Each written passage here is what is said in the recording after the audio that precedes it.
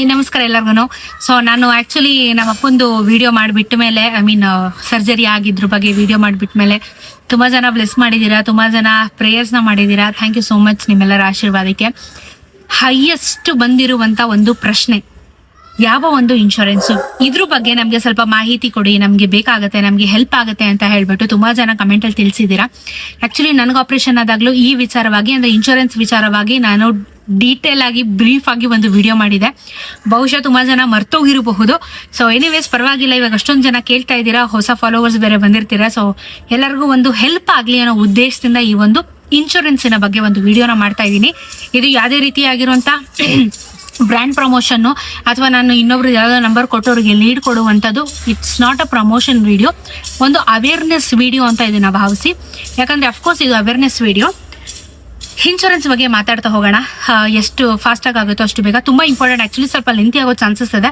Because ನಾನು ಎಲ್ಲಾನು explain ಮಾಡಬೇಕು, ಏನ್ ಕ್ಲೈಮ್ ಆಗುತ್ತೆ, ಏನ್ ಕ್ಲೈಮ್ ಆಗಲ್ಲ, ಮತ್ತೆ ಏನ್ 60+ ಇರೋ ಏಜ್ ಅವ್ರಿಗೆ ಇವಾಗ ಹೊಸ ರೂಲ್ಸ್ಗಳು ಏನ್ ಬಂದಿದೆ, ಇದನ್ನೆಲ್ಲ ಹೇಳ್ಬೇಕು ನಾನು. ಸೊ ನೀಟಾಗಿ ವಿಡಿಯೋ ಹಚ್ಚೋಕೆ ಲೆಂತಿ ಆದ್ರೂ ನೋಡಿ, ಯಾಕಂದ್ರೆ ಇನ್ಫಾರ್ಮೇಶನ್ ಇದೆ. ಆಮೇಲೆ ನಾನು ಕಮೆಂಟ್ ಅಲ್ಲಿ ತಿಳಿಸಬೇಡಿ, ಕನ್ಫ್ಯೂಷನ್ಸ್ ಆಯ್ತು ಅಂತ, ಅದಕ್ಕೆ ಹೇಳ್ತಾ ಇರೋದು. ಸೊ ಇನ್ಶೂರೆನ್ಸ್ ಬಗ್ಗೆ ಮಾತಾಡ್ತೀನಿ. ಲೈಫಲ್ಲಿ ಏನ್ ಮಾಡಿಲ್ಲ ಅಂತಂದ್ರು, ಆಸ್ತಿ ಅಂತಸ್ತು ಮಾಡಿಲ್ಲ ಅಂತಂದ್ರು, ಫಸ್ಟ್ ಹೆಲ್ತ್ ಇನ್ಶೂರೆನ್ಸ್ ಮಾಡಿಸ್ಕೊಳ್ಳಿ. ಲೈಫ್ ಇನ್ಶೂರೆನ್ಸ್ ಬೇರೆ, ಹೆಲ್ತ್ ಇನ್ಶೂರೆನ್ಸ್ ಬೇರೆ. ಲೈಫ್ ಇನ್ಶೂರೆನ್ಸ್ ಹೆಂಗೆ ಅಂದ್ರೆ ನಾವು ಸತ್ ಮೇಲೆ ತಗೊಳ್ಳುವಂತ ದುಡ್ಡು. ಹೆಲ್ತ್ ಇನ್ಶೂರೆನ್ಸ್ ನಾವು ಬದುಕಿದಾಗ ನಮ್ಗೆ ಏನಾದ್ರು ಸಮಸ್ಯೆಗಳು ಆದಾಗ, ಹೆಲ್ತ್ ಇಶ್ಯೂಸ್ ಆದಾಗ, ಹಾಸ್ಪಿಟಲೈಸೇಷನ್ ಆದಾಗ ನಮ್ಗೆ ಯೂಸ್ ಆಗುವಂತದ್ದು health insurance. Life insurance health ಇನ್ಶೂರೆನ್ಸ್ಗೂ ಬಹಳ ವ್ಯತ್ಯಾಸ ಇದೆ. ಲೈಫ್ ಇನ್ಶೂರೆನ್ಸ್ ಸೇವಿಂಗ್ ಸ್ಕೀಮ್, ಅದು ಆಕ್ಚುಲಿ ಸತ್ ಮೇಲೆ ಬರುತ್ತೆ ಅಂದ್ರೆ ಸೇವಿಂಗ್ ಸ್ಕೀಮ್ ಹಂಗೆ ಹೇಳಕ್ ಹೋದ್ರೆ. ಸೊ ಇದು ನೀವು ಹೆಲ್ತ್ ಬೆನಿಫಿಟ್ಸ್ಗೆ ಯೂಸ್ ಮಾಡ್ಕೊಳ್ತಾ ಇರುವಂತ ಇನ್ಶೂರೆನ್ಸ್. ಇದರದ್ದು ಫಸ್ಟ್ ಡಿಫ್ರೆನ್ಸ್. ಏನಕ್ಕೆ, ಎಷ್ಟು, ಏನ್ ಪ್ರೀಮಿಯಂ ಆಗುತ್ತೆ, ತಿಂಗಳ ರಿನಿವಲ್ಲ, ಇಲ್ಲ ವರ್ಷಕ್ಕೊಂದ್ಸಲ ರಿನಿವಲ್ಲ, ನಾನು ಯಾವ್ದು ಯೂಸ್ ಮಾಡ್ತಾ ಇದ್ದೀನಿ ಅದನ್ನೆಲ್ಲ ಹೇಳ್ತೀನಿ ನಾನು. ನನಗೆ ಆಕ್ಸಿಡೆಂಟ್ ಆಗಿ ಆಪರೇಷನ್ಸ್ಗಳು ಆದಾಗಿಂದ ಇವತ್ತಿನವರೆಗೂ ಸುಮಾರು ನನ್ನ ಹಾಸ್ಪಿಟಲ್ ಬಿಲ್ಲು 10 ಲಕ್ಷ ಆಗಿದೆ. 15 ಲಕ್ಷ ಆಗಿದೆ. 5 ಲಕ್ಷ ನಾವು ಕೈ ಮೇಲೆ ಕಟ್ಟಿದ್ದೀವಿ. 10 ಲಕ್ಷ ಇನ್ಶೂರೆನ್ಸ್ ಕವರೇಜ್ ಸಿಕ್ಕಿದೆ. ಈಗ ನಮ್ಮ ಅಪ್ಪನ್ಗೆ ಏನೋ ಆಪರೇಷನ್ ಆಯ್ತು, ಅವ್ರಿಗೂ ಕೂಡ ಇನ್ಶೂರೆನ್ಸ್ ಅಲ್ಲಿ ಕವರೇಜ್ ಸಿಕ್ಕಿರೋದು. ನಮ್ದು ಯಾವ್ದಿದೆ ಅಂತ ಹೇಳಿದ್ರೆ ರಿಲಯನ್ಸ್ ಜನರಲ್ ಇನ್ಶೂರೆನ್ಸ್. ನಾವ್ ಯೂಸ್ ಮಾಡ್ತಾ ಇರೋದು ರಿಲಯನ್ಸ್ ಜನರಲ್ ಇನ್ಶೂರೆನ್ಸ್. ಇವಾಗ ಅದು ಥರ್ಡ್ ಪಾರ್ಟಿ ಅವರು ಬೇರೆ ತಗೊಂಡಿರೋದ್ರಿಂದ ಆ ಹೆಸರು ಇಂಡಸ್ ಅಂತ ಹೇಳಿ ಚೇಂಜ್ ಮಾಡಿದ್ದಾರೆ, ಇಂಡಸ್ ಇಂಡಿಯಾ ಅಂತ ಹೇಳಿ ಚೇಂಜ್ ಮಾಡಿದ್ದಾರೆ. ಬಟ್ ರಿಲಯನ್ಸ್ ಜನರಲ್ ಇನ್ಶೂರೆನ್ಸ್ ಅಂದ್ರೆ ಕಾಮನ್ ವೆಲ್, ಒಳ್ಳೆ ಹೆಸರು ಗೊತ್ತು, ರಿಲಯನ್ಸ್ ಅವರು ನಿಮಗೆ ಗೊತ್ತು. ಸೊ ಹಾಗಾಗಿ ರಿಲಯನ್ಸ್ ಜನರಲ್ ಇನ್ಶೂರೆನ್ಸ್. ಬಟ್ ಇವಾಗ ಹೆಸರು ಚೇಂಜ್ ಮಾಡಿದ್ದಾರೆ, ಇಂಡಸ್ ಅಂತ ಹೇಳಿ ಮಾಡಿದ್ದಾರೆ ಅದನ್ನ. ಬಟ್ ಇವಾಗ ನಾನು ರಿಲಯನ್ಸ್ ಅಂತಾನೆ ಕಂಟಿನ್ಯೂ ಮಾಡ್ಕೊಂತ ಹೋಗ್ತೀನಿ, ಯಾಕಂದ್ರೆ ಕನ್ಫ್ಯೂಷನ್ಸ್ ಕ್ರಿಯೇಟ್ ಆಗುತ್ತೆ, ಯಾಕಂದ್ರೆ ಅದು ರೀಸೆಂಟ್ ಆಗಿ ಹೆಸರು ಚೇಂಜ್ ಆಗಿರೋದು. ಸೊ ಈ ಇನ್ಶೂರೆನ್ಸ್ ಹೆಂಗೆ ಅಂತ ಅಂದ್ರೆ, ಈಗ ನನ್ನ ವಯಸ್ಸು ಬಂದು 29 ಆಯ್ತಾ. ಕರೆಂಟ್ಲಿ 29 ವಯಸ್ಸು ನನಗೆ ಆಲ್ಮೋಸ್ಟ್ ನಮ್ಮಪ್ಪ ನಾವು ತುಂಬಾ ಚಿಕ್ಕ ಏಜ್ ಅಲ್ಲಿ ಇದ್ದಾಗ್ಲೇನೆ, ಐ ಥಿಂಕ್ ನನಗೆ ಆಲ್ಮೋಸ್ಟ್ ಯಾವಾಗ ಗೊತ್ತಾ, ನಾನು ಹೈಸ್ಕೂಲಿಗೆ ಬಂದಾಗೇನೆ 2008-9 ನಮ್ಮ ಹತ್ರ ಆಕ್ಚುಲಿ ಇನ್ಶೂರೆನ್ಸ್ ಇದೆ. ಇದು ಹೆಲ್ತ್ ಇನ್ಶೂರೆನ್ಸ್ ಅವಾಗಿಂದಾನೆ ನಮ್ಮಪ್ಪ ಮಾಡಿಸಿದ್ದಾರೆ. ಸುಮಾರು ನನಗೆ ಏನ್ ಸ್ಪೈನಲ್ ಕಾರ್ಡ್ ಸರ್ಜರಿ ಆಗಿದೆ, ಏನೆಲ್ಲ ನನಗೆ ENT ಸರ್ಜರಿಗಳಾಗಿದ್ದಾವೆ, ಟಾನ್ಸಿಲ್ ಸರ್ಜರಿ ಆಗಿದಾವೆ, ಪ್ರತಿಯೊಂದು ಇನ್ಶೂರೆನ್ಸ್ ಅಲ್ಲಿ ಕ್ಲೈಮ್ ಆಗಿರೋದು. ನಮ್ಮನೇಲಿ ಯಾರಿಗೇನಾದ್ರೂ ಎಲ್ಲ ಇನ್ಶೂರೆನ್ಸ್ ಅಲ್ಲೇ ಕ್ಲೈಮ್ ಆಗುತ್ತೆ. ಸೊ ರಿಲಯನ್ಸ್ ಜನರಲ್ ಇನ್ಶೂರೆನ್ಸ್ ಅಲ್ಲಿ ನಾವೆಲ್ಲರೂ ತುಂಬಾ ಪ್ರೀಮಿಯಂ ಕಸ್ಟಮರ್ಸ್ ಇದೀವಿ. ಅವಾಗ ಮಾಡಿಸಿದಾಗ ತುಂಬಾ ರೂಲ್ಸ್ಗಳು, ರೆಗ್ಯುಲೇಷನ್ಸ್ಗಳು ಖಂಡಿತ ಇರಲಿಲ್ಲ, ಎಲ್ಲ ಆರಾಮಾಗಿತ್ತು. ಬಟ್ ಇವಾಗ ತುಂಬಾ ರೂಲ್ಸ್ ಅಂಡ್ ರೆಗ್ಯುಲೇಷನ್ಸ್ಗಳನ್ನ ಮಾಡಿದ್ದಾರೆ. ಏನು ಅಂತ ಅಂದ್ರೆ, ಇವಾಗ ನಂದು ಬೆನಿಫಿಟ್ ಹೆಂಗಿತ್ತು ಅಂತ ಹೇಳ್ತೀನಿ. ಸೊ ನಾನು ಬಿಲೋ 40 ಏಜ್ ಆಗಿರೋದ್ರಿಂದ 40+ ಆಗಿರೋರಿಗೆ ಹೊಸ ರೂಲ್ಸ್ ಮಾಡಿದ್ದಾರೆ ಇನ್ಶೂರೆನ್ಸ್ ಅಲ್ಲಿ. ಬಿಲೋ 40 ಇರೋರಿಗೆ ಬೇರೆ ರೂಲ್ಸ್ ಇರುತ್ತೆ. ಸೊ ಬಿಲೋ 40 ಇರೋರಿಗೆ ತುಂಬಾ ತಲೆ ಕೆಡಿಸ್ಕೊಳ್ಳುವಂಥದ್ದು ಏನು ಇಲ್ಲ, ಕೊಡ್ತಾರೆ. ಒಂದು, ನಾವು ಕಂಪ್ಲೀಟ್ ಬಾಡಿ ಚೆಕ್ಅಪ್ ನ ಮಾಡಿ ಸರ್ಟಿಫಿಕೇಟ್ ನ ಸಬ್ಮಿಟ್ ಮಾಡಿದ್ರೆ ಹಾರ್ಟು, ಕಿಡ್ನಿ ಎಲ್ಲಾನು ಕರೆಕ್ಟ್ ಆಗಿದೆ, ಮತ್ತೆ ಶುಗರ್ ಇಲ್ಲ, ಮೇನ್ ಆಗಿ ಶುಗರ್ BP ಇಲ್ಲ ಅಂದ್ರೆ ಇನ್ಶೂರೆನ್ಸ್ ಬೇಗ ಅಪ್ರೂವ್ ಕೊಡ್ತಾರೆ. ಶುಗರ್ BP ಇತ್ತು ಅಥವಾ ಹಾರ್ಟ್ ಪ್ರಾಬ್ಲಮ್ ಇತ್ತು ಅಂತ ಅಂದ್ರೆ ನಿಮ್ಗೆ ಇನ್ಶೂರೆನ್ಸ್ ಅಪ್ರೂವ್ ಸಿಗೋದು ಸ್ವಲ್ಪ ಕಷ್ಟ ಆಗುತ್ತೆ. ಅದು ಯಾವ ಏಜ್ ಆಗೋದ್ರೂ ಅಷ್ಟೇ, ಬಿಲೋ 40 ಇದ್ರು ಅಷ್ಟೇ, ಶುಗರ್ BP ಏನಾದ್ರು ಇದ್ರೆ ಸ್ವಲ್ಪ ಲೇಟ್ ಆಗುತ್ತೆ. ಇಲ್ಲ ಅಂತಂದ್ರೆ 40+ ಇರೋರ್ಗು ಈಗ ಸ್ವಲ್ಪ ಸಮಸ್ಯೆ ಇದೆ. ಅದನ್ನು ನಾನು ಕ್ಲಿಯರ್ ಆಗಿ ಹೇಳ್ತೀನಿ ಏನ್ ಸಮಸ್ಯೆ ಅಂತ ಹೇಳಿ. ಹೊಸ ರೂಲ್ಸ್ ಇದು. ಸೊ ನಮಗೇನ್ ಪ್ರಾಬ್ಲಮ್ ಆಗಿದೆ, ಇಷ್ಟು ವರ್ಷದಿಂದ ಏನು ಪ್ರಾಬ್ಲಮ್ ಆಗಿಲ್ಲ, ಆರಾಮಾಗಿ ಹಾಸ್ಪಿಟಲ್ಗೆ ಹೋಗ್ತೀವಿ, ಪ್ರೀ ಅಪ್ರೂವ್ ತಗೋತೀವಿ, ಸರ್ಜರಿ ಮಾಡಿಸ್ಕೋತೀವಿ, ಬರ್ತೀವಿ. 100% ಇನ್ಶೂರೆನ್ಸ್ ಕ್ಲೈಮ್ ಆಗುತ್ತಾ? ಖಂಡಿತ ಕ್ಲೈಮ್ ಆಗಲ್ಲ. ಏನಕ್ಕೆ ಕ್ಲೈಮ್ ಆಗಲ್ಲ ಅಂದ್ರೆ, ಅದರಲ್ಲಿ ಕೆಲವೊಂದು ವಿಚಾರಗಳು ಇನ್ಕ್ಲೂಡ್ ಆಗಿರಲ್ಲ. ಒಂದು ಡಿಸ್ಪೋಸಲ್ಸ್, ಒಂದು ಏನ್ ಮಾಡ್ತಾರೆ, ಸರ್ಜರಿ ಟೈಮಲ್ಲಿ ಗ್ಲೌಸ್ಗಳು ಯೂಸ್ ಮಾಡ್ತಾ ಇರ್ತಾರೆ, ಗೌನ್ಸ್ಗಳು ಯೂಸ್ ಮಾಡ್ತಾರೆ, ಇಲ್ಲ ಅಂದ್ರೆ ಕೆಲವೊಂದು ಪ್ಲಾಸ್ಟಿಕ್ ಐಟಮ್ಸ್ಗಳನ್ನ ಯೂಸ್ ಮಾಡ್ತಾರೆ. ಡಿಸ್ಪೋಸಬಲ್ ಈ ಟಿಶ್ಯೂ ಪೇಪರ್ಸ್ ಆಗಿರ್ಬೋದು, ಆಮೇಲೆ ನಮ್ಗೆ ಅಡ್ಮಿಟ್ ಆಗಿದ್ದಾಗ ವೆಟ್ ವೈಪ್ಸ್ಗಳನ್ನ ಯೂಸ್ ಮಾಡೋದಾಗಿರ್ಬೋದು, ಈ ರೀತಿ ಕೆಲವೊಂದು ಡಿಸ್ಪೋಸಲ್ಸ್ ನ ಇವರು ಕ್ಲೈಮ್ ಮಾಡ್ಕೊಳ್ಳಲ್ಲ. ಇದಾದ್ಮೇಲೆ ಫುಡ್, ಹಾಸ್ಪಿಟಲ್ ಅಲ್ಲಿ ಫುಡ್ ಏನ್ ಕೊಡ್ತಾರೆ ನಮಗೆ, ಇದು ಕ್ಲೈಮ್ ಆಗಲ್ಲ. ಅದು ಬಿಟ್ಟು ಮೆಜಾರಿಟಿ ನಿಮ್ಗೆಲ್ಲಾನು ಕ್ಲೈಮ್ ಆಗುತ್ತೆ. ಆಮೇಲೆ ಡಿಸ್ಚಾರ್ಜ್ ಟೈಮ್ ಅಲ್ಲಿ ನಮ್ಗೆ ಮೆಡಿಸಿನ್ಸ್ ಕೊಡ್ತಾರಲ್ಲ ಮನೆಗೆ, ಅದು ಕ್ಲೈಮ್ ಆಗಲ್ಲ, ನಾವು ಕೈ ಮೇಲೆ ಕಟ್ಟಬೇಕು. ಸೊ ಏನಾಗುತ್ತೆ ಅಂತ ಅಂದ್ರೆ ನಿಮಗೆ ಮುಕ್ಕಾಲ್ ಭಾಗ ಇನ್ಶೂರೆನ್ಸ್ ಕವರೇಜ್ ಸಿಗುತ್ತೆ, ಇನ್ನೊಂದು ಕಾಲ್ ಭಾಗ ನೀವು ಕೈಯಲ್ಲಿ ಕಟ್ಟಬೇಕಾಗುತ್ತೆ. ಫಾರ್ ಎಕ್ಸಾಂಪಲ್ ಇವಾಗ ನನಗೆ ಇಷ್ಟು ಸರ್ಜರಿ ಆಯ್ತಲ್ಲ, ನನಗೆ ಕೈಯಲ್ಲಿ ಆಪರೇಷನ್ ಆದಾಗ ನಾವು ಒಂದು 30,000-40,000 ಕೈಲಿ ಕಟ್ಟಿದ್ವಿ. ಆಲ್ಮೋಸ್ಟ್ ನಮ್ಗೆ 2.5 ಲಕ್ಷ ಇನ್ಶೂರೆನ್ಸ್ ಅಲ್ಲಿ ಕವರೇಜ್ ಸಿಕ್ಕಿದೆ ನಮಗೆ. ಸೊ ಸ್ವಲ್ಪ ಒಂದು ಕಾಲು ಭಾಗ ಇನ್ಶೂರೆನ್ಸ್ ಅಮೌಂಟ್ ನೀವು ಕೈಯಲ್ಲಿ ಕಟ್ಟಬೇಕು, ಪೂರ್ತಿ ಕ್ಲೈಮ್ ಆಗಲ್ಲ. ಬೇರೆ ಇನ್ಶೂರೆನ್ಸ್ ಗಳಲ್ಲಿ ಹೆಂಗಿದೆ ಅಂತ ಅಂದ್ರೆ ಅವ್ರಿಗೆ ಇನ್ಫಾರ್ಮೇ ಮಾಡಿರಲ್ಲ ಯಾವ್ಯಾದ್ರ ಮೇಲೆ ಕ್ಲೈಮ್ ಆಗುತ್ತೆ, ಯಾವ್ಯಾದ್ರ ಮೇಲೆ ಕ್ಲೈಮ್ ಆಗಲ್ಲ ಅಂತ ಹೇಳಿ. ಅದ್ರ ಬಗ್ಗೆ ಗಮನ ಇಟ್ಕೊಳ್ಳಿ, ಏನ್ ಕ್ಲೈಮ್ ಆಗುತ್ತೆ ಏನ್ ಕ್ಲೈಮ್ ಆಗಲ್ಲ. ಯಾಕಂದ್ರೆ ಟೋಪಿ ಹಾಕೋರು ತುಂಬಾ ಜನ ಇರ್ತಾರೆ ಇನ್ಶೂರೆನ್ಸ್ ವಿಚಾರದಲ್ಲಿ, ಎಲ್ಲ ಆಗ್ಬಿಡುತ್ತೆ ಎಲ್ಲ ಕ್ಲೈಮ್ ಆಗಲ್ಲ. ನಾನು ಕ್ಲಿಯರ್ ಆಗಿ ಹೇಳ್ತಿದ್ದೀನಿ, ಎಲ್ಲ ಕ್ಲೈಮ್ ಆಗಲ್ಲ. ಮತ್ತೆ ಯಾವ 1-2-3 ಕಾಯಿಲೆಗಳಿಗೆ ಇನ್ಶೂರೆನ್ಸ್ ಟೋಟಲಿ, ಇದು ಇನ್ಶೂರೆನ್ಸ್ ಅಲ್ಲಿ ಯಾವ ಇನ್ಶೂರೆನ್ಸ್ ತಗೊಂಡ್ರು ಈ ವಿಚಾರ ಕ್ಲೈಮ್ ಆಗಲ್ಲ. ಪ್ಲಾಸ್ಟಿಕ್ ಸರ್ಜರಿ, ಕಾಸ್ಮೆಟಿಕ್ ಸರ್ಜರಿ ಅಂತಾರೆ. ಪ್ಲಾಸ್ಟಿಕ್ ಸರ್ಜರಿ ಅಂದ್ರೆ ಗ್ರಾಫ್ಟಿಂಗ್ ಮಾಡೋದಲ್ಲ, ನನಗಾಗಿದೆಲ್ಲ ಅದು ಪ್ಲಾಸ್ಟಿಕ್ ಸರ್ಜರಿ ಅಂಡರ್ ಬರಲ್ಲ. ಕಾಸ್ಮೆಟಿಕ್ ಸರ್ಜರಿ, ನಂದು ಮೂಗ್ ಸರಿಗಿಲ್ಲ, ನಾನು ಸ್ಟ್ರೈಟ್ ಮಾಡಿಸ್ಕೋಬೇಕು, ನನ್ನ ತುಟಿ ಚೆನ್ನಾಗಿಲ್ಲ ದಪ್ಪ ಮಾಡಿಸ್ಕೋಬೇಕು, ಕಾಸ್ಮೆಟಿಕ್ ಸರ್ಜರಿ ಅಂತ ಕರೀತಾರೆ ಪ್ಲಾಸ್ಟಿಕ್ ಸರ್ಜರಿ. ಇದಕ್ಕೆ ಕ್ಲೈಮ್ ಆಗಲ್ಲ. ಡೆಂಟಲ್ಗೆ ಕ್ಲೈಮ್ ಆಗಲ್ಲ, ಹಲ್ಲಿಗಳಿಗೆ ಯಾವುದೇ ರೀತಿ ಕ್ಲೈಮ್ ನಿಮಗೆ ಸಿಗಲ್ಲ. ಇದಾದ್ಮೇಲೆ ನಿಮಗೆ ಇಷ್ಟ ಅನ್ಸುತ್ತೆ, ಕಾಸ್ಮೆಟಿಕ್ ಡೆಂಟಲ್ ಎರಡಕ್ಕೆ ನಿಮಗೆ ಕ್ಲೈಮ್ ಆಗಲ್ಲ ಇನ್ಶೂರೆನ್ಸ್. ಇನ್ ಮಿಕ್ಕಿದ್ರು ತಲೆಯಿಂದ ಕೆಳಕ್ ತನಕ ಏನ್ ಬೇಕೋ ಮಾಡಿಸ್ಕೋಬಹುದು, ಸರಿನಾ. ಆ ಕಣ್ಣಿಗೂ ಯೂಶಲಿ ನಾನು ಕೇಳಿರೋ ತಂಗೆ ಕಣ್ಣು ಲೇಸರ್ ಆಪರೇಷನ್ಸ್ ಗಳಿಗೂ ಕ್ಲೈಮ್ ಆಗಲ್ಲ ಅಂತ. ಬಟ್ ನಾವ್ಯಾರು ಮಾಡಿಸ್ಕೊಂಡಿಲ್ಲ, ಸೊ ಎಕ್ಸ್ಪೀರಿಯನ್ಸ್ ಇಲ್ಲ ನನಗೆ. ಕಣ್ಣಿಗೆ ಕೇಳ್ಕೊಳ್ಳಿ, ಓಕೆನಾ. ಯಾವುದೇ ಒಂದು ಇನ್ಶೂರೆನ್ಸ್ ಮಾಡಿಸ್ಬೇಕಾದ್ರೆ ಏನಕ್ಕೆ ಕ್ಲೈಮ್ ಆಗುತ್ತೆ ಏನಕ್ಕೆ ಕ್ಲೈಮ್ ಆಗಲ್ಲ ಫಸ್ಟ್ ಕ್ಲಿಯರ್ ಆಗಿ ಕೇಳ್ಕೊಳ್ಳಿ. ಯಾಕಂದ್ರೆ ಒಬ್ಬೊಬ್ರು ತುಂಬಾ ಮೋಸ ಮಾಡೋರು ಇರ್ತಾರೆ. ನಿನ್ನೆನೆ ಹಾಸ್ಪಿಟಲ್ ಅಲ್ಲಿ ನೋಡ್ತಿದ್ವಿ ನಾವು, ನಮ್ಗೆ ಅವ್ರು ಅಂದಿಲ್ಲ ಇವ್ರು ಅಂದಿಲ್ಲ, ನಾವ್ ಇಷ್ಟೊಂದು ದುಡ್ಡು ಕಟ್ಬೇಕಾ, ನಮ್ಮ ಹತ್ರ ಇನ್ಶೂರೆನ್ಸ್ ಇದೆ ಅಂತ ಗಲಾಟೆ ಮಾಡ್ತಿದ್ರು. ಅದಕ್ಕೇನೆ ಏನಿದೆ ಏನಿಲ್ಲ ಅಂತ ತಿಳ್ಕೊಳ್ಳಿ. ನನ್ನನ್ನು ಕೇಳಿದ್ರೆ ನೀವ್ ಯಾರು ಸಜೆಸ್ಟ್ ಮಾಡ್ತೀರಾ ಅಂದ್ರೆ, we are happy with what we have, Reliance General Insurance. Because pre approval within 1 hour ಬರುತ್ತೆ. ನಾಳೆ ಹಾಸ್ಪಿಟಲ್ ಹೋಗ್ಬೇಕಂದ್ರೆ ಹಿಂದಿನ ದಿನನೇ ಅಪ್ರೂವ್ ತಗೊಂಡು ಡೈರೆಕ್ಟ್ ಆಗಿ ಅಡ್ಮಿಷನ್ ಆಗ್ಬಿಡ್ಬೋದು, ಟೆನ್ಷನ್ ಇರೋದಿಲ್ಲ. ಮತ್ತೆ ಕ್ಲೈಮು ಅಷ್ಟೇ, ಎಲ್ಲ ಡಿಸ್ಚಾರ್ಜ್ ಟೈಮಲ್ಲಿ 3 hours ಒಳಗಡೆ ನಿಮಗೆ ಕಂಪ್ಲೀಟ್ ಆಗಿ ಫಿನಿಶ್ ಮಾಡ್ತಾರೆ, ಇನ್ವಾಯ್ಸ್ ರೈಸ್ ಮಾಡ್ಬಿಟ್ಟು ಕಳಿಸ್ತಾರೆ. ಮಿಕ್ಕಿದ್ದು ಏನಿದೆ ಅಮೌಂಟ್ ಕೈ ಮೇಲೆ ಕಟ್ಬಿಟ್ಟು ಹೊರಡ್ಬೇಕಷ್ಟೇ. ವೆರಿ ಕ್ವಿಕ್, ಎಲ್ಲ ಡಿಜಿಟಲೈಸು. ಕೆಲವು ಇನ್ಶೂರೆನ್ಸ್ ಅಲ್ಲಿ ಹೆಂಗೆ ಅಂದ್ರೆ ಬಂದು ಹಾಸ್ಪಿಟಲ್ಗೆ ಚೆಕ್ ಮಾಡಿ ಡಾಕ್ಟರ್ ಹತ್ರ ವೆರಿಫಿಕೇಶನ್ ತಗೊಂಡು ಅಪ್ರೂವ್ ಕೊಡ್ತಾರೆ. ರಿಲಯನ್ಸ್ ಹಂಗಲ್ಲ, ಎಲ್ಲ everything is digital.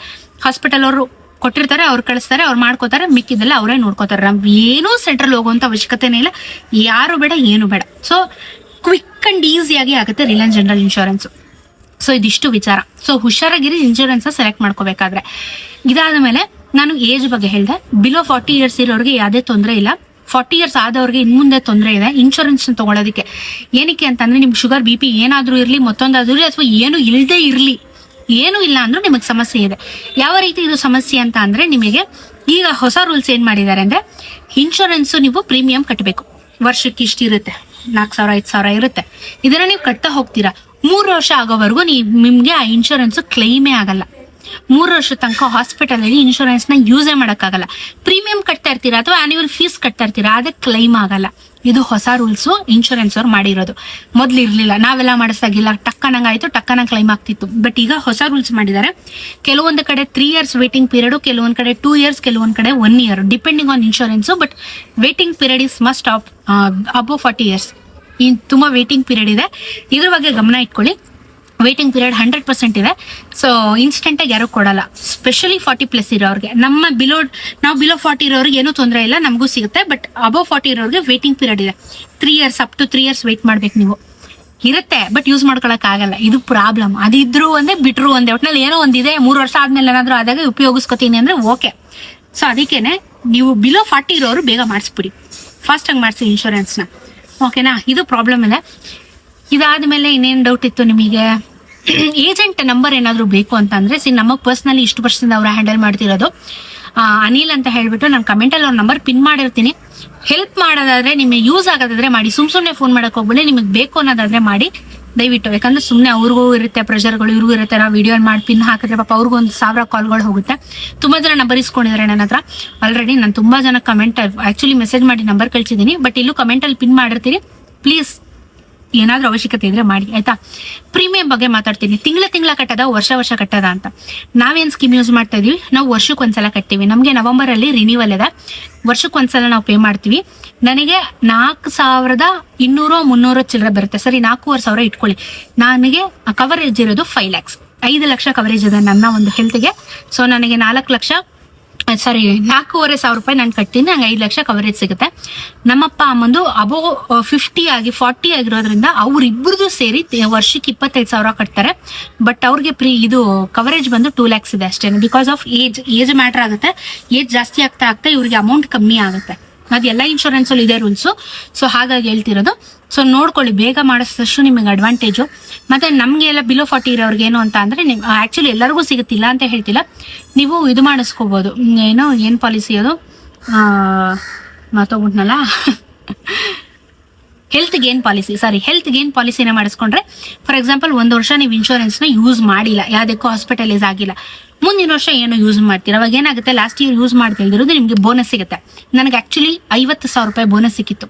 1.5 lakh bonus ಸಿಕ್ಕಿತ್ತು ನನ್ನ ಕೈ ಆಪರೇಷನ್ ಟೈಮಲ್ಲಿ. ಅದಕ್ಕೆ ಕೈ ಹಿಡಿದಿದ್ದು ನನಗೆ ಇನ್ಶೂರೆನ್ಸ್. ಇದು ಮಾಡಿಸ್ಕೊಳ್ಳಿ, ಆಡ್ ಆನ್ಸ್ ಇದೆ ಆಕ್ಚುಲಿ. ಸ್ವಲ್ಪ ಒಂದು 2,000 ರೂಪಾಯಿ ಜಾಸ್ತಿ ಆಗುತ್ತೆ. ಬಟ್ ನೀವು ಇದನ್ನ ಮಾಡಿಸ್ಕೊಂಡ್ರೆ ನಿಮಗೆ ಯೂಸ್ ಮಾಡಿಲ್ಲ ಅಂದ್ರೆ ಅದು ವರ್ಷ ನಿಮ್ಗೆ ಜಾಸ್ತಿ ಆಗ್ತಾ ಬರ್ತಾ ಇರುತ್ತೆ. ಹೆಲ್ತ್ ಗೇನ್ ಪಾಲಿಸಿ ಅಂತ ಇನ್ಶೂರೆನ್ಸ್ ಅಂಡರಲ್ಲೇ ಬರುತ್ತೆ. ಏಜೆಂಟ್ ಕಾಲ್ ಮಾಡಿದ್ರೆ ನಿಮ್ಗೆ ಎಕ್ಸ್ಪ್ಲೇನ್ ಮಾಡ್ತಾ ಇರೋದು ಏನು ಅಂತ. ಬಟ್ ಆಕ್ಚುಲಿ ಅಡ್ವಾಂಟೇಜ್ ಇದೆ, ಮಾಡ್ಕೊಳ್ಳಿ. ನನಗೆ ಅದೇ ಕೈ ಹಿಡಿದಿರೋದು. ಇನ್ನೇನು ಡೌಟ್ ಇದೆ ನಿಮಗೆ ಇನ್ಶೂರೆನ್ಸ್ ಬಗ್ಗೆ, ಇನ್ನೇನಾದ್ರು ಕಮೆಂಟ್ ಅಲ್ಲಿ ತಿಳಿಸಿ, ನನಗೆ ನಾನು ಉತ್ತರ ಕೊಡ್ತೀನಿ. ಅದನ್ನ ಹೇಳಿದ್ನಲ್ಲ, ಈ ವಿಡಿಯೋ ಸ್ವಲ್ಪ ಲೆಂತಿ ಆಗುತ್ತೆ ಅಂತ, ತುಂಬಾ ಇನ್ಫಾರ್ಮೇಶನ್ ಇದೆ. ಸೊ ನಾನು ಇಲ್ಲಿ ಆ ಇನ್ಶೂರೆನ್ಸ್ ಈ ಇನ್ಶೂರೆನ್ಸ್ ಅಂತ ನಾನು ಕಂಪೇರ್ ಮಾಡಕ್ ಹೋಗಲ್ಲ. ನನಗೆ ಅನುಭವ ಇರೋ ಪ್ರಕಾರ, ನಾನು ನೋಡಿರೋ ಪ್ರಕಾರ, ಬೇರೆಯವ್ರು ಇಷ್ಟೆಲ್ಲ ಸ್ಟ್ರಗಲ್ ಪಟ್ಟಿರೋದು ಇನ್ಶೂರೆನ್ಸ್ ಇಲ್ದಿರೆ ಮತ್ತೆ ಬೇರೆ ಬ್ರ್ಯಾಂಡಿನ ಇನ್ಶೂರೆನ್ಸ್ ಇಟ್ಕೊಂಡು ಅವ್ರು ಎಷ್ಟು ಒದ್ದಾಡಿದ್ದಾರೆ ಅಂತ ನಾನು ನೋಡಿದ್ದೀನಿ. ನನ್ ಕೇಳಿದ್ರೆ ರಿಲಯನ್ಸ್ ಬೆಸ್ಟ್ ಇದೆ. ಟಕ್ಕನಾಗುತ್ತೆ, ಟಕ್ಕನಾಗಿ ಫಿನಿಶ್ ಆಗುತ್ತೆ. Everything is digitalised. Cross verifications ಬರೋದಿಲ್ಲ. ಆರಾಮಾಗಿ ಈಸಿಯಾಗಿ ಎಲ್ಲಾನು ಕ್ಲೈಮ್ ಆಗ್ಬಿಡುತ್ತೆ. ರಿಯಂಬರ್ಸ್ಮೆಂಟ್ ಕೂಡ ಮಾಡ್ಕೋಬಹುದು. ರಿಯಂಬರ್ಸ್ಮೆಂಟ್ ಹೆಂಗೆ ಅಂದ್ರೆ, ಬಿಲ್ ಎಲ್ಲ ತಗೊಂಡು ಬಿಲ್ ಅಪ್ಲೈ ಮಾಡಿದ್ರೆ ಅದರಲ್ಲೂ ಕಟ್ಟಿಂಗ್ಸ್ ಇರುತ್ತೆ. ನಿಮ್ಗೆ 100% ಕ್ಲೈಮ್ ಆಗುತ್ತೆ ಅಂತ ಹೇಳಲ್ಲ ನಾನು, ಅದರಲ್ಲೂ ಕಟ್ಟಿಂಗ್ ಇರುತ್ತೆ. ಮಿಕ್ಕಿದೆ ನಾವು ಕೈಯಲ್ಲಿ ಕಟ್ಕೋಬೇಕು, ಇಲ್ಲ ಮೈನಸ್ ಮಾಡ್ಬಿಟ್ಟು ಕೊಡ್ತಾರೆ. ರಿಯಂಬರ್ಸ್ಮೆಂಟು ಆಗುತ್ತೆ, ಡೈರೆಕ್ಟ್ ಇನ್ಶೂರೆನ್ಸು ಕ್ಲೈಮ್ ಆಗುತ್ತೆ. ಸೊ ಇದು ಇನ್ಶೂರೆನ್ಸಿನ ವಿಚಾರ. ಕ್ಲಿಯರ್ ಆಗಿದೆ ಅಂತ ಭಾವಿಸ್ತೀನಿ. ಏನೇ ಡೌಟ್ ಇದ್ರು, ಏನೇ ಕ್ವಶನ್ಸ್ ಇದ್ರು ಕಮೆಂಟಲ್ಲಿ ತಿಳಿಸಿ, ನಾನು ಉತ್ತರ ಕೊಡ್ತೀನಿ. ದಯವಿಟ್ಟು ಡಿಸ್ಕ್ರಿಪ್ಷನ್ ನೋಡಿ, ದಯವಿಟ್ಟು ಕಮೆಂಟ್ ನೋಡಿ, ನಂಬರ್ ಹಾಕಿರ್ತೀನಿ. ಮತ್ತೆ ನಂಬರು ಅಂತ ಮೆಸೇಜ್ ಮಾಡಿ, ನಂಬರ್ನ ಪಿನ್ ಮಾಡಿರ್ತೀನಿ, ಚೆಕ್ ಮಾಡಿ. ಆ್ಯಂಡ್ ನಾನು ಹೇಳಿದ್ನಲ್ಲ, ಏನು ಮಾಡಿಸಿಲ್ಲ ಅಂದರೂ ದಯವಿಟ್ಟು ಇನ್ಶೂರೆನ್ಸ್ನ ಮಾಡಿಸಿ. ಲೈಫ್ ಸೇವರ್ ಆ್ಯಕ್ಚುಲಿ ಅದು. ಸೊ ಎಷ್ಟೋ ಟೈಮಲ್ಲಿ ಕಾಸುಗಳಿರಲ್ಲ, ಆ ಟೈಮಲ್ಲಿ ಇನ್ಶೂರೆನ್ಸ್ ಕೈ ಹಿಡಿಯುತ್ತೆ. ಸ್ಪೆಷಲಿ 40+ ಆಗ್ತಾ ಇರೋ ಪೇರೆಂಟ್ಸ್ಗಳಿಗೆ ತುಂಬ ಇಂಪಾರ್ಟೆಂಟು. ಮಾಡಿಸಿ. ಯಾವ ಟೈಮಲ್ಲಿ ಏನಾಗುತ್ತೆ ಅಂತ ಗೊತ್ತಿಲ್ಲ. ಎಲ್ಲದಕ್ಕೂ ಪ್ರಿಪೇರ್ ಆಗಿರಬೇಕು. ದುಡ್ಡ ಲಕ್ಷ ಇಟ್ಕೊಂಡು ನಾವು ಜೋಬಲ್ಲಿ ತಿರ್ಗಲ್ಲ. ಸೊ ಅದ್ರ ಬಗ್ಗೆ ಸ್ವಲ್ಪ ಗಮನ ಇರಲಿ, ಓಕೆನಾ? ಸೊ ಇನ್ಶೂರೆನ್ಸ್ ಬಗ್ಗೆ ಒಂದು ವಿಡಿಯೋ ಮಾಡಿದ್ದೀನಿ, ಸರಿನಾ? ಸೊ ನಿಮ್ಗೆ ಇದು ಹೆಲ್ಪ್ ಆದರೆ ನನಗೂ ಸಂತೋಷ. Thank you so much. Doubt ಇದ್ರೆ ಕಮೆಂಟಲ್ಲಿ ತಿಳಿಸಿ, ಉತ್ತರ ಕೊಡ್ತೀನಿ.